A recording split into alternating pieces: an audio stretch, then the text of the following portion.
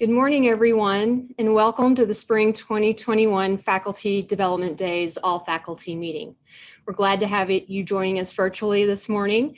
We've got a pretty full agenda, but being virtual, I think we'll move through it quite quickly, hopefully, or not. But I hope we have some good discussion today, and we have several guests that will be speaking with you.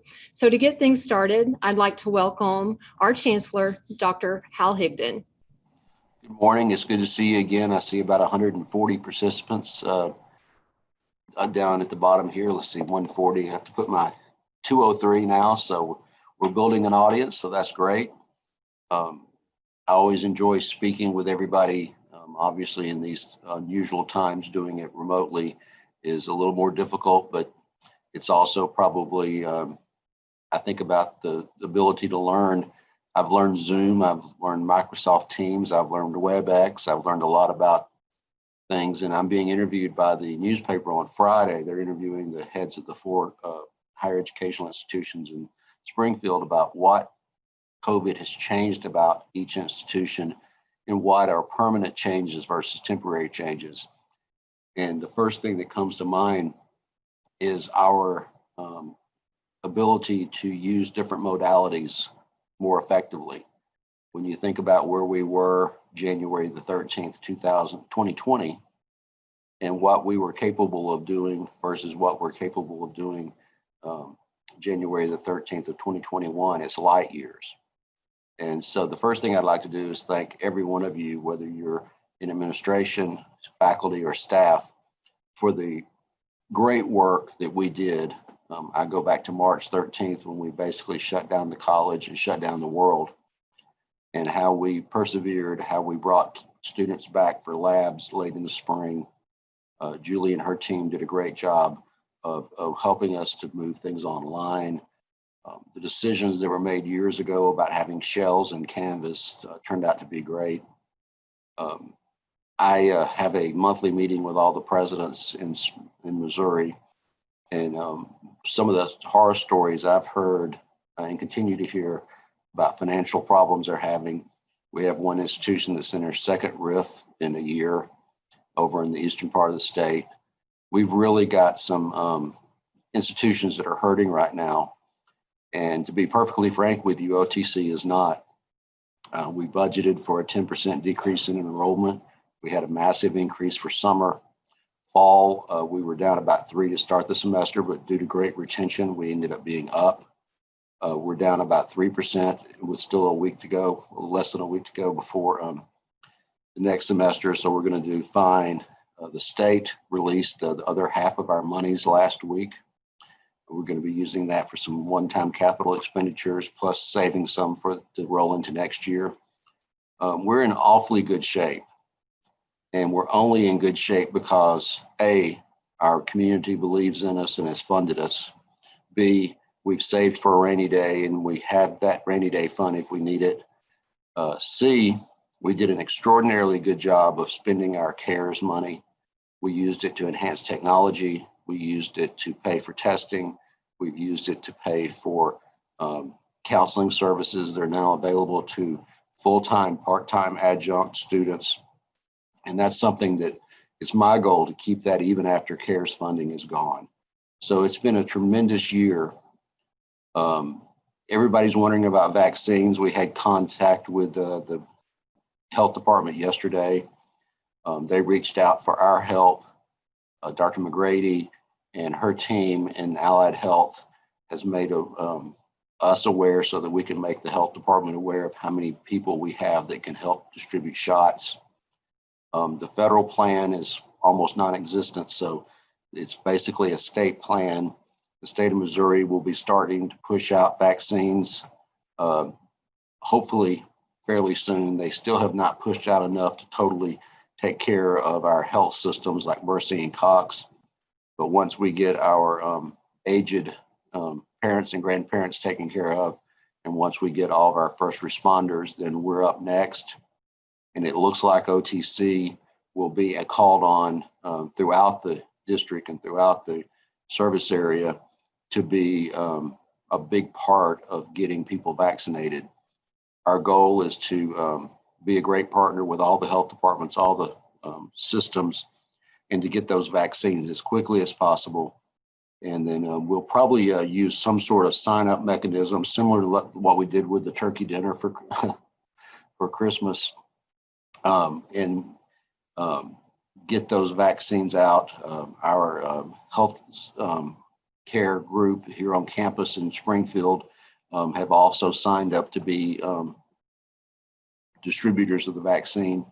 So we will, as soon as we know that the vaccines are on the way, we'll let you know. As soon as we know the hard dates when it'll be here and how it'll be distributed, we'll let you know. I would just say, hold on. I think this is our last semester in the modality that we're in. Summer could be some sort of hybrid of a normal, but we're about 95% online in the summer anyway. But I'm looking for fall to be, I hope, back to normal.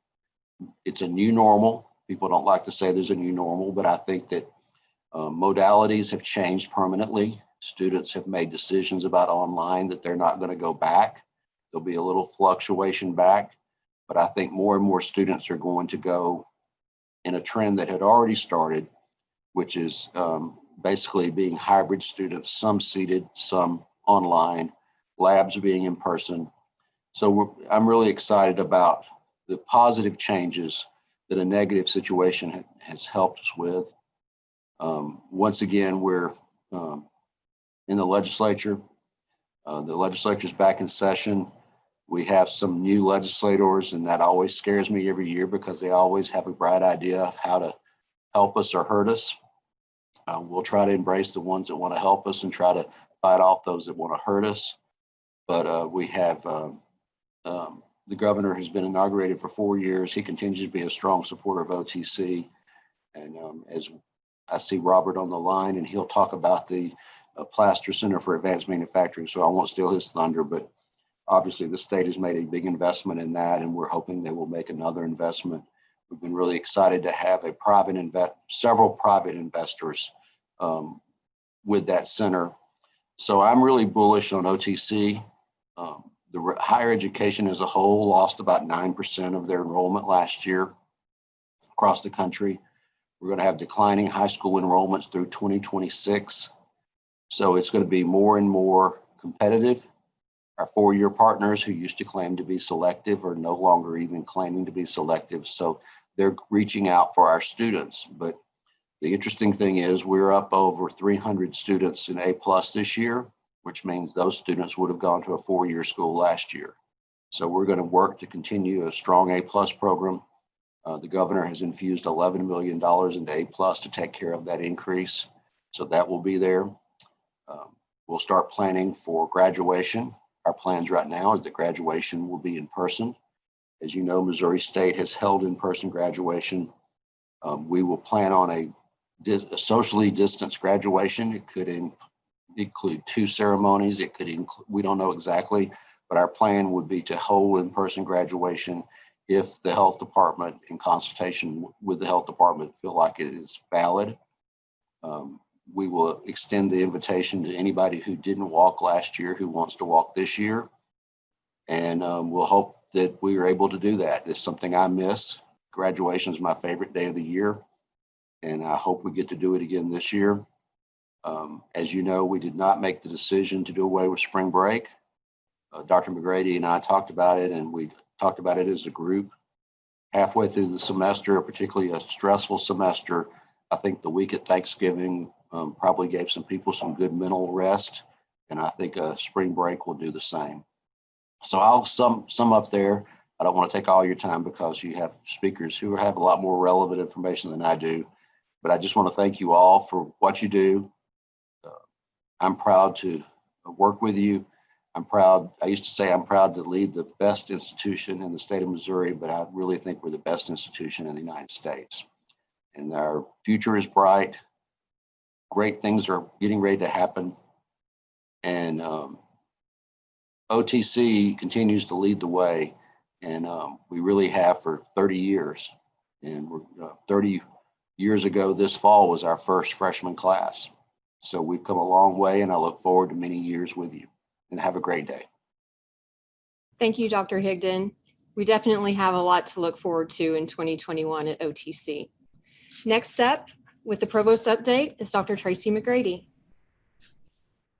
Hi, everyone. Good morning. Welcome back. Welcome to spring 2021.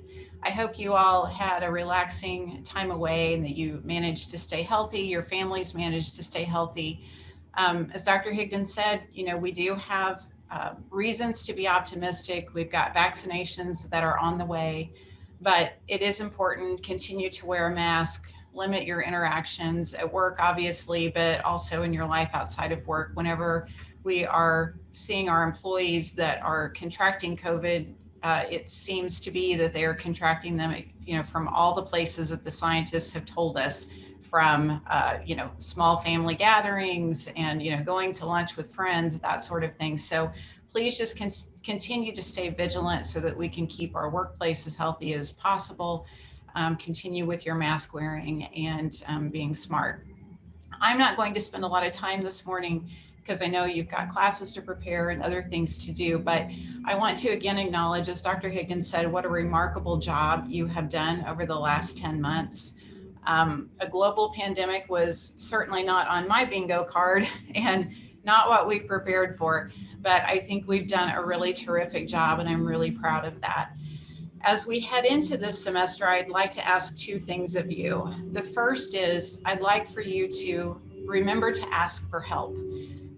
The college has tried really hard to provide you with what we feel like you have needed in order to support you during the pandemic, and we will continue to do that. I read a faculty survey published recently by the Chronicle of Higher Education, and the number one concern that faculty had was for mental health. People are feeling stressed out, they're feeling burned out, and this is something that we knew several months ago. We didn't need the Chronicle to tell us that. So that's why, as Dr. Higdon mentioned, the college made that investment in mental health and making it available to populations in our community that had not previously had it. We understand that this is still a really stressful time that, some of you, I'm sure, have maybe felt as if there's not been a tremendous impact on you as a result of the pandemic, but others of us have experienced some really tragic times. And so there is a sense of kind of collective grief that we're all dealing with, and it's okay to admit that and to reach out for that kind of help. We've also given you the technology you've needed. Dr. Higdon mentioned the CARES funding and how we have spent that in order to help support you and instruction and helping it to continue. We've provided training for you. We will continue to be responsive, but I have to know what you need. I can't read your mind. And so I just ask that you please do reach out if there is something that you think we can do to help. In addition to asking for help, I'd like for you to keep in mind and remember who you are to your students. I know it's been at times hard to remain positive. I've heard and had these conversations with many different faculty members who've said over the last several months that they just feel like they're not as effective as they were, of course, before the pandemic and having to deal with all the challenges. It's hard to make those connections with your students. And all of us, we want to be good at our jobs. And so it is hard whenever we feel like that's suffering and our performance is suffering. But if you would think back to your favorite teachers that you have had over the years, the ones that really made the most impact on you, I'm sure they were great teachers, but chances are they also invested in you, whether it was their time or perhaps their words of encouragement, those types of things. And that type of encouragement really transcends modality. We've been hearing that from our students as well, whenever we've done the calling campaigns, how much they have appreciated their faculty and how their faculty have really helped them to navigate these challenges. So there's being a great teacher and being able to teach the content, of course, but part of that greatness really just does come from being invested in them and being responsive to them, answering their questions in a timely manner, just making them understand their value and their worth. Our students come to us with a variety of challenges. We all know this. I don't need to repeat them. But if they are ever to overcome those challenges, if they are ever to succeed in the face of those challenges, they have to first understand their value. And so many of them, of course, come to us not understanding their value. And right, wrong, or otherwise, here they are with us. And it's really up to us to help them see that. They may have made a series of really bad choices in their lives before they ever darkened our door, but now they're here and it's up to us to help them understand their values so they can live like their choices matter. So stay the course. You have an army of support behind you. Ask for help when you need it. Never lose sight of you and your value and what you contribute to the lives of your students. So I'll turn it back over to Dr. Coltharp. Thank you, Dr. McGrady. Those were great words. And in a little bit, I'll remind you of some of the supports that we have available this semester as well. Next up, we have Dr. Megan Weaver with an academic services update. Good morning, everyone, and welcome back. I just have two things that I'd like to talk with you about. I've made a few slides, but I'm just going to skip those because you don't need to see those. And one of them is something that Donna put in an email for us. So the first thing, though, that I want to talk with you about is the syllabus management system. You guys have been super engaged with that, and I really appreciate it. Everybody's been asking great questions and giving really, really good feedback. And so hopefully a lot of those questions and the feedback will be able to be incorporated into future semesters.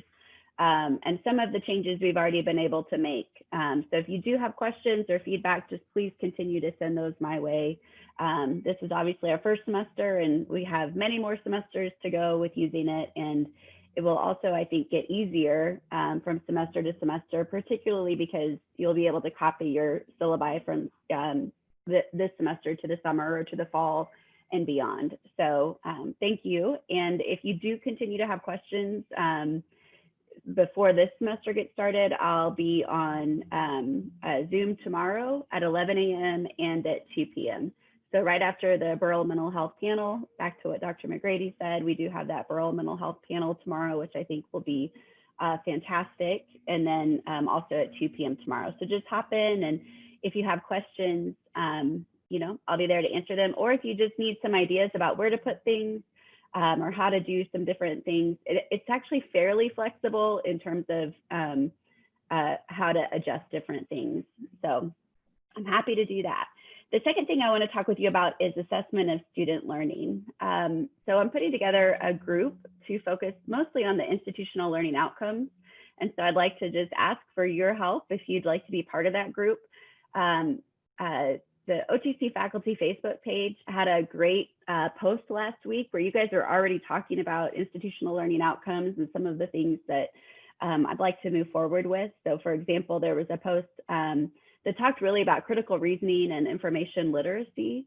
And you were already talking about some of the things that I'd like to move forward with, which is how do we determine what critical reasoning is and what information literacy is? And how do we know that students have achieved those things? And how can we get to that point and then assess whether students have learned, for example, critical reasoning or communication or employability, some of those other institutional learning outcomes. So if you'd like to join our group, Donna sent out an email on December 17th, and it has a link to just a quick Google form where you can sign up. And so if you do, then I will be sending out an email for a meeting towards the end of this month.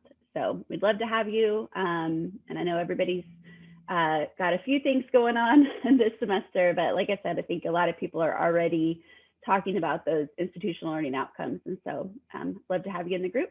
And that is all I have. So I will see you tomorrow in one or both of the concourse sessions if you have questions. Thank you, Megan, for that update. Up next with the Faculty Senate update, we have Donna Pritchard. Good morning, everybody. Happy to see you all here. I am Donna Pritchard, and I'm your Faculty Senate President for this year. And I'm going to share my screen. I do want to bring to your attention some things that, make sure I've got the correct screen open here. There we go. On this screen, you're going to see the Faculty Senate page. I know that as a new employee or a new faculty member, I wouldn't have any idea where to find this. How would I find out about Faculty Senate? Here's where you find out. academics.otc.edu/faculty senate. And on this page, you're going to find a very streamlined page about Faculty Senate. If you want to know more about Faculty Senate, you just click on the box. What do we do? What are our goals? And we advocate for faculty viewpoints. We promote communication. We actually advocate for the student as well, since we are the instructors and teaching in that classroom. We know what's needed to help the student be successful. On the next, you can check out the committee members. I would like to introduce you to your faculty senators.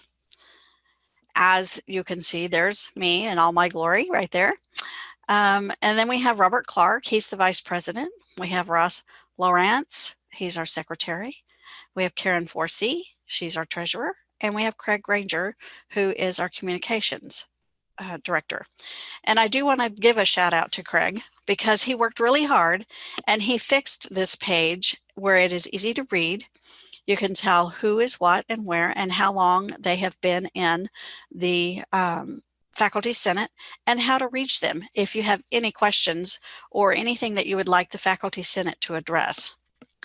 In addition to us listed as the Executive Council, you also have other senators. We have 3 representatives from Allied Health, Dr. Daniela Brink, Christy Connor, Sarah Gamble. Then we have General Education Senators David Fotopoulos, Rima Freeman, Dr. Jessica Gerard, Tal Kroll, Dr. Morgan Presley, and Dr. Tricia White. Then our Tech Ed Senators are Lisa Gardner, Gary Larson, and Deborah Stinnett. If you want to read about the Constitution or you want to review some previous minutes, just click on this little box and it'll take you right to our Faculty Senate meetings minutes. It shows where our Constitution is, and then you can click on each of these and you can find the minutes, the recordings of the minutes, and the written minutes for each Faculty Senate meeting. And as you can see, it goes all the way back to 2016. So if you're really bored and you really have nothing to do, I mean, you're ready for class and you're just killing time, well, here you go. You can have some time killer and read about Faculty Senate minutes and what's been going on in this group. So I'm going to stop sharing now and kind of give you a summary. Since last year, Faculty Senate has been actively involved in several projects, such as the new faculty and classroom evaluation forms, the new concourse syllabus software. We've worked with Dr. Megan Weaver and talked about that and been updated on that. We have continued discussions regarding the proposed 8-week block class schedules that has been proposed by Dr. McGrady, the culture of excellence in teaching and learning framework, and the assessment of student learning. And that's just a few of the things we've been involved in. And several of these projects are ongoing and are looking for faculty volunteers to be a part of the projects. One project is one that Dr. Megan Weaver just brought up, and that is the assessment of student learning. Please reach out to her. She wants more than just faculty senators in this group. She wants a wide, diverse group from all across OTC working together to look at this, to see what is a good assessment of student learning. Another project is the Culture of Excellence in Teaching and Learning Framework. This is being spearheaded. It was brought to Faculty Senate by Dr. McGrady and is now morphed over to Amy Schneider. And they are also looking for volunteers from faculty from all across OTC, not just faculty senators, to get involved and to help look at this and to determine what exactly is an excellence in teaching and learning at OTC. What does it look like? What does that mean? Something that we can all be proud of, something we can all be involved with. I posted this following statement I'm getting ready to read in our December Faculty Senate meeting, and I'm going to repeat it again, hopefully to give you some encouragement. Become a bold, innovative, involved faculty member and step out to be a part of one of these learning groups, one of these projects. By stepping up and stepping out, you will be cementing the truth about the faculty here at OTC. The faculty at OTC are an involved, passionate group of educators that truly care about our students and the educational training that we are bringing to the table in order to help them become successful graduates and employable within the community once they graduate. And I know that that's one thing that I strive for in every class that I teach. I want to make sure that my students can take what I teach them and they can apply it not only in their current life, but in their work life as well. So the last thing I'm going to leave you with is this. In May, there will be several faculty senator openings within Faculty Senate, and there will at least be one opening from each division. If you're a new employee or a new faculty member here at OTC, or if you've been here for a while, it doesn't matter. Start thinking now about running for a faculty senator position within your division. Be that voice for all faculty who advocate for the faculty and promote causes that impact the classroom and the student success, student success here at OTC. I am proud to say that I am an OTC faculty member and an OTC alumnus. Have a great day. Thank you, Donna, for sharing those opportunities and updates for faculty, and also those words of encouragement. My encouragement came this morning in the form of a large Starbucks and bacon. I highly recommend it. So if you guys need something to warm up in between now and Tuesday morning, go for that. It works every time. All right, next up, we have Robert Randolph with the Plaster Center for Manufacturing update. All right.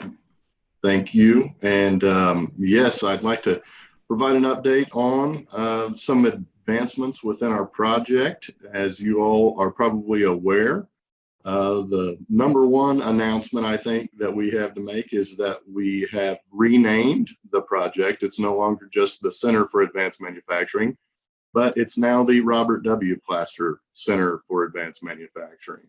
I'm going to share my screen and show a few slides and really take a chance to show you some really cool visuals of the facility and some of the exciting things that we can look forward to over the next year and a half or so.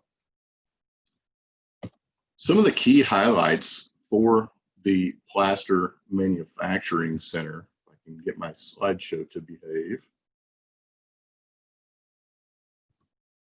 There we go. Some of the key highlights. The Board of Trustees recently approved the project, the total project cost at just under $39 million. So that really puts us over $1 million under our total budget, which is an exciting development. This total project cost was a great blessing, and we were able to actually get all of our alternates, which is basically some of the items that we knew we needed for the facility, but they provided a good opportunity to value engineer if necessary based on the total construction cost. So some of the things that we're going to have in the facility are like overhead crane capabilities and dust collection systems throughout some of the areas that may be producing dust. So really kind of we're able to get this center with all the bells and whistles that we originally designed inside of it. Another highlight is going to be that high bay manufacturing space. We've got about 30,000 square feet of that, and that's a lot of space. This space is really going to be what sets this facility apart from most educational facilities. And if you've toured the new diesel expansion, it's designed similar to that. It's 2-story clear space. It's got 8-inch concrete slab poured throughout, power, air, and water distributed throughout. It's really designed to be flexible to support the changing needs of OTC for training, as well as industry for industry training needs or new product development or business incubation type activities. As you may remember, we are reserving half of that high bay space when we open for business development activities. So that's specifically designed to support economic development, saving that for industry partners for the future. But the space will be very flexible to support many different activities. Another exciting development is some of the modernized equipment and technology that we're able to host and train on inside of our manufacturing programs. Thanks to a contribution from the state, from the MoExcel's Workforce Initiative, we were able to make significant upgrades to the technology this calendar year, or I'm sorry, 2020 calendar year. So look forward to lots of new training opportunities there. Another key is some of the collaborative project space, intentionally incorporating space to support cross-disciplinary training to produce a more well-rounded student and a more well-rounded employee. And finally, the capacity to expand. We know what our set of inaugural programs is going to look like, but 5, 10, and 15 years down the road, we know that we're going to have to include room for growth. So we did build in additional capacity to the facility. That's most of the text that I'm going to share with you. The next is some of the exciting photos and renderings of the facility. And this is really some of the really cool, interesting stuff to show. This is a look right now at our front door. So this is the north side of the building, and you're looking at the main entrance from the main entrance of the ITTC building. So these two buildings are opposing, basically facing each other. And I'll point out there's a lot of glass, so we're bringing in a lot of daylight into the building. And Brower Street has been converted into a plaza, and it's an extension of that plaza that we have on campus today. And it's really inviting space and designed to support that experience for the student. This is a look at the south side of the facility, and most of you have probably seen this in some form or another. But again, I want to point out this entire south wall is the high bay space in this building.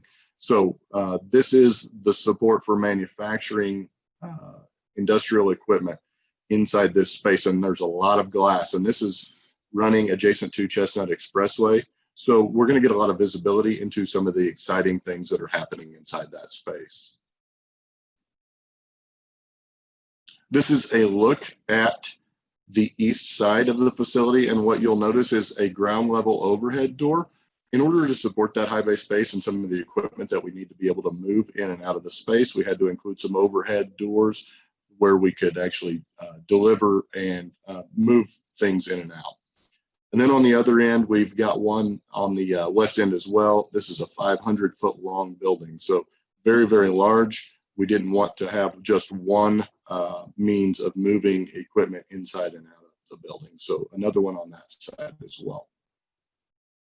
This is one of my most favorite places inside the facility, and this is just inside the front door in our lobby atrium space. And what you'll notice is an assembly stair immediately to the right as you enter the building. This space is dual functioning. During most times, this is going to provide students space for time in between classes. This is a great need on campus, but it also will serve the purpose during tours of a place to gather a group together, give a safety talk, maybe a presentation before we tour the rest of the facility. And it's a really neat space and one we're very excited about. And then this is a look inside that high bay space. And this really gives you a sense of the scale of the space. You really get a sense of how big this really is.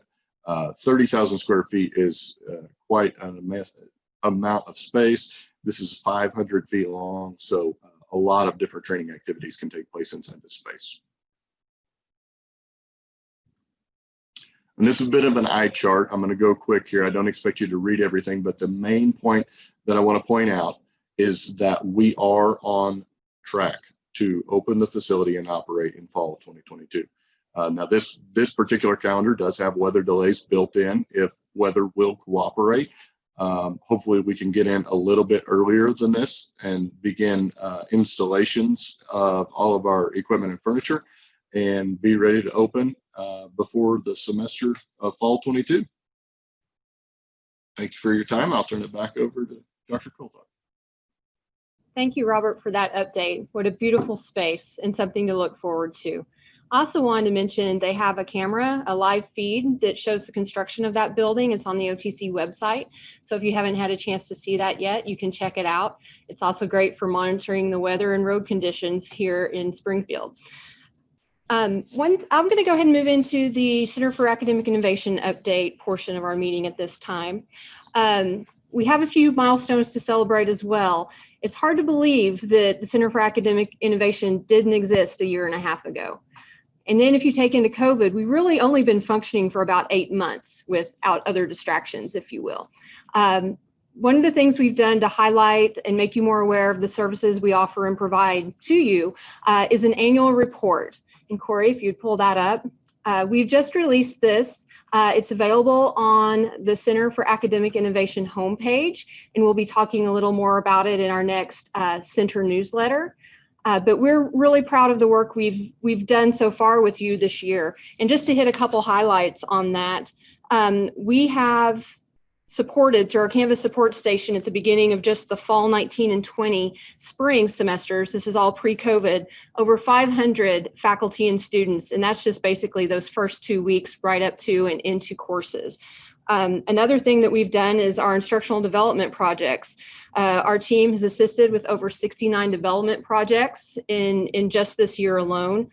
And also lots of professional development sessions. You may have noticed we're moving away from maybe just a standard 45-minute session to more one-on-one consultations.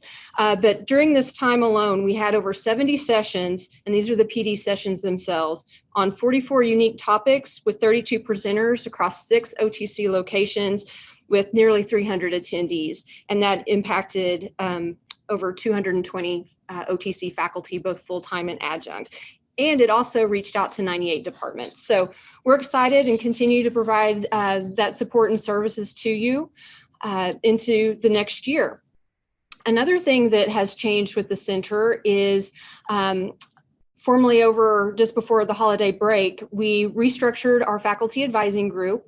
It was the Faculty Center Advisory Group, FCAG, and several of you were a part of that. And I just want to say a huge shout out and thank you to those of you that helped support us and to get CHI up and running and help us set our goals and initiatives in ways we're going to serve faculty in the programming that we offer. We're forever indebted to you, but you've served for around 2.5 years, and we want to give you a little break. So we've restructured the group, but we want you back. We've restructured the group and we've renamed it. We're kind of focusing in our next phase of center development. So the group moving forward is CHI's Academic Committee, Advisory Committee, and that is KIAC for short, which believe me, for acronyms in higher ed, KIAC's way easier than FCAG. So +1 on that. And for those of you joining us in KIAC, we look forward to the future. Our first meeting's in February, and you're going to learn a little more about our members in an upcoming newsletter. So welcome aboard, and we're just so grateful for these opportunities that faculty can impact their center. It's not our center, it's your center. So as always, if you have any ideas or things you want to see, reach out to the KIAC members, reach out to me, any of my staff, and let us help you. Also, we did in October launch the Instructional Media Studio. That is up and running in the Hamra Library on the Springfield campus. You can schedule 1, 2, and 3 hour video recording sessions. It's a push button studio. We have worked out a couple kinks with it, but it works for you. You can schedule a time from our website and come in whenever it's convenient. And we also would appreciate your feedback on that. If there's other things you'd like to see, we can schedule after hours appointments if that works better for you. So we want to enhance that service as we move forward, and you all can have some time to check that out. In terms of support, especially with COVID, what we were going to do and what we did in response to COVID was a little bit different than the things we've planned. But in the summer, several of you participated in the Preparing to Pivot training back in July. We thank you for doing that, and there were stipends made available through the CARES Act funding that we're grateful for. Also, for Lebanon and Waynesville, we offered a training to help those faculty with a new modality delivery model. They are starting this spring, so that was customized training we brought to the folks up there. And then also, some of you may be participating in the Delivering Flexible Courses training. This is the second CARES course training that has been offered over winter break. It will be wrapping up Friday. There's still time to get in on that if you can complete it by 5 p.m. on Friday. But either way, there's some really good resources out there, and we've already started seeing some positive feedback from faculty that are learning things through that. And we're going to keep those resources available. So even if you don't want to complete the training, go ahead and click into that class because it will continue to be available as view only. Right now, we did it a little different. We auto-enrolled faculty for this course. So that put over 722 faculty in the course automatically with the option to enroll in that or not. As of yesterday evening, 426 faculty accepted that invitation. And I tell you, we couldn't be happier. That's 59% of faculty. So shout out to everyone that's been working on that. We also have 151 of those faculty, or 35% of those that enrolled already completed. Again, 5 o'clock on Friday to get that done to be eligible for the stipend. Also, as you all are logging back into Canvas, be sure and check out the global announcements. There's some information there about Canvas's rich text editor and other important information as you get the semester started. So we try to keep things updated there as well. We'll also be having a checklist that students will be able to view to kind of help them get their semester off on the right foot. We do that every semester, so many of you are probably familiar with that one. As a reminder, we also, back to what Dr. McGrady had mentioned, we have the faculty self-care website. Corey, would you pull that up, please? That started with a PD we had previously with Burrell, but there's several resources on this website that will just help you during COVID, help you with your students and help you remember to take care of yourself first as well. We have the Burrell PD this Thursday at 10 o'clock.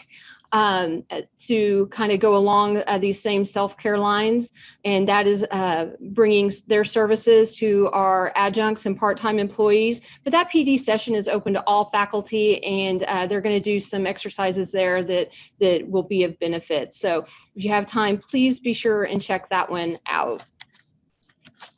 Speaking of other PDs, we have the NIZOD webinar. This one's free. It's Thursday as well. And that is at 1 o'clock, and it's Coping with COVID, a snapshot of faculty skills, challenges, and lessons learned. Again, no cost, you do need to register for that, but that one will be Thursday at 1 o'clock.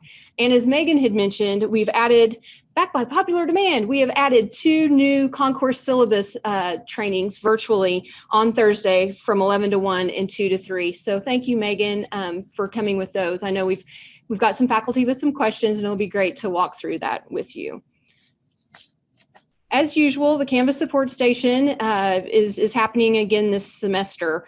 And thanks to the mini grant that Philip Arnold was awarded last spring, we're able to expand our services, some better signage. We're gonna print, you guys may have remembered these, I know you can't see them, but they're little blue cards with resources on them for the help desk, for IT support, for Canvas support, in our online Zoom room that's both for faculty and students, and also the bookstore information, because we always have a lot of information and questions about publisher integrations and that sort of thing. So we still have these cards. If you guys need any of those, let us know. But coming this week, we'll also have bookmarks, and that is made possible through the mini grant. We are going to be sending several of those to all of our locations, student services, IT help desk, the center. If you would like some bookmarks, email FacDev and we will get you some. So we're excited about that. It's just something you can give your students so they can have quick reminder of how to get support at any point during the semester. We'll also be doing extended hours as part of the support station and our virtual services through the center and OTC online. Those are posted on our website, but for quick reference, this weekend, January 16th and 17th, on Saturday, we'll have live Zoom support from noon to 4, and on Sunday, 2 to 6. And then our normal times during next week, except we are closed on Monday, it's about 8 to 8 every day, weekdays, and that's all semester long.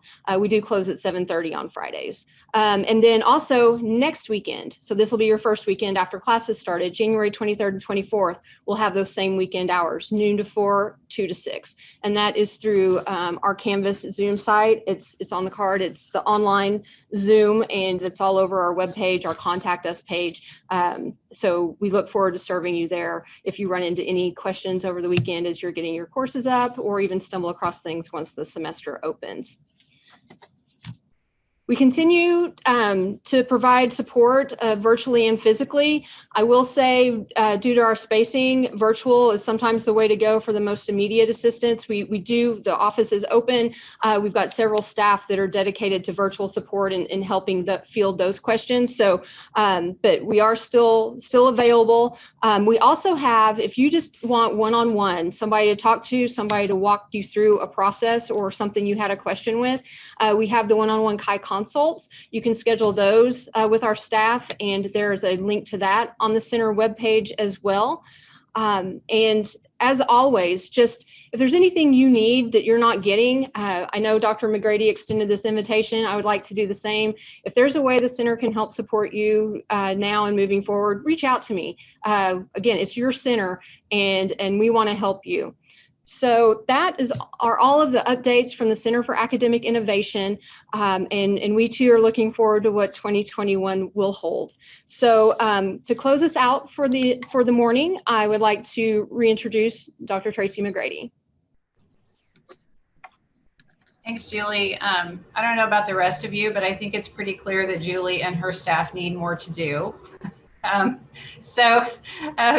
Please take advantage of their services, and I would like to thank them for their role in helping, to facilitate these meetings and to facilitate the Burl session that's happening tomorrow. They have done a tremendous job, and I think we can just all kind of give them some virtual applause, because I don't know where we would have been without them over the last 10 months. So just really, really appreciate them and their help.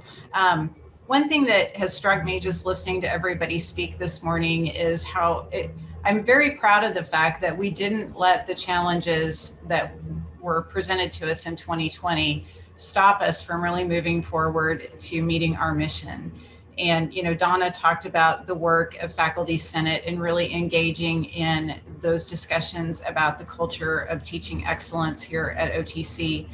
And the student assessment work, the syllabus tool that Dr. Weaver has helped to implement for us, the work on the Plaster Manufacturing Center, which my office is super noisy. It's going to be that way for the next several months. So anyway, if you want to see what's going on, you not only have the camera, but come to my office and you got a straight shot. So, but I'm just really proud of us as an institution, because we have continued to move forward. We haven't let those challenges kind of serve as an excuse for, we'll deal with that after the pandemic. We have just really moved forward with that commitment to our community. So thank you all for that. I think that that's something we can all really, really be proud of. I don't really have anything else to close out, except to remind you that we do have our visit from the Higher Learning Commission at the end of March, our accreditation visit, our 10-year visit. You will be hearing more about that coming up. I'll be communicating with you a little bit more about that as the time draws closer. It is a virtual visit, and so a little different than, of course, what we've experienced in the past with HLC, but certainly not any less important. So I'll be communicating with you about that.